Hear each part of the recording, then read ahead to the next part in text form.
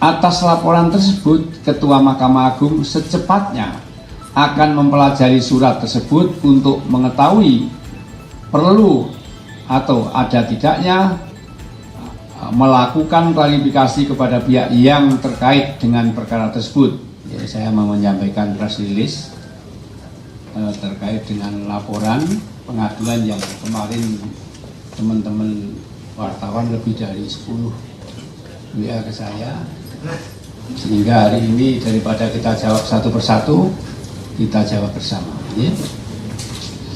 Mahkamah Agung RI telah menerima surat pengaduan nomor 15/8/2025 tanggal 4 Agustus 2025 tentang dugaan pelanggaran kode etik dan profesionalisme yang dilakukan oleh Hakim Perkara Tindak Pidana Korupsi nomor 34/Pitsus TPK/2025 PN Jakarta Pusat atas nama terdakwa Thomas Trikasih Lembong di Pengadilan Tindak Pidana Korupsi pada Pengadilan Negeri Jakarta Pusat. Surat tersebut diajukan oleh tim kuasa hukum Thomas Trikasih Lembong kepada Mahkamah Agung Republik Indonesia, Jaki, Ketua Badan Pengawasan MARI. Atas laporan tersebut, Ketua Mahkamah Agung secepatnya akan mempelajari surat tersebut untuk mengetahui perlu atau ada tidaknya melakukan klarifikasi kepada pihak yang terkait dengan perkara tersebut karena dugaan adanya perbuatan yang melanggar kode etik dan pedoman perilaku hakim. Terkait permasalahan sertifikasi hakim tipikor atas hakim yang menangani perkara tindak pidana korupsi nomor 34/Pitsus TPK/2025 PN Jakarta Pusat atas nama terdakwa Thomas Trikasih Lembong berdasarkan data dari Pengadilan Tipikor pada Pengadilan Negeri Jakarta Pusat.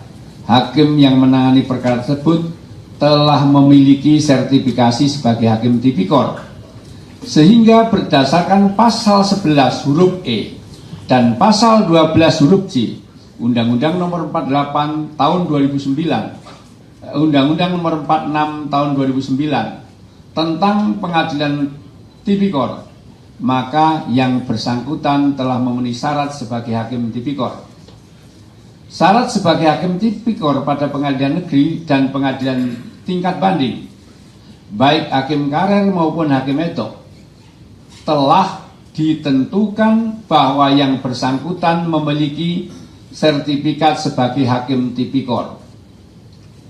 Hal mana sebagaimana ditegaskan dalam pasal 11 huruf E dan pasal 12 huruf J Undang-Undang Nomor 48 Tahun 2009 tentang Pengadilan Tipikor.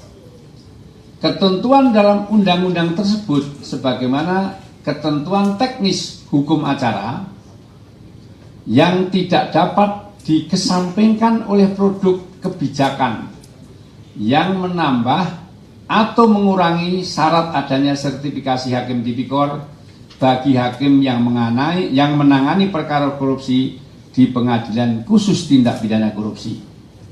Saya ulangi, ya, ketentuan dalam undang-undang tersebut sebagaimana ketentuan teknis hukum acara yang tidak dapat dikesampingkan oleh produk kebijakan yang menambah atau mengurangi syarat adanya sertifikasi hakim tipikor bagi hakim yang menangani perkara korupsi di Pengadilan Khusus Tipikor.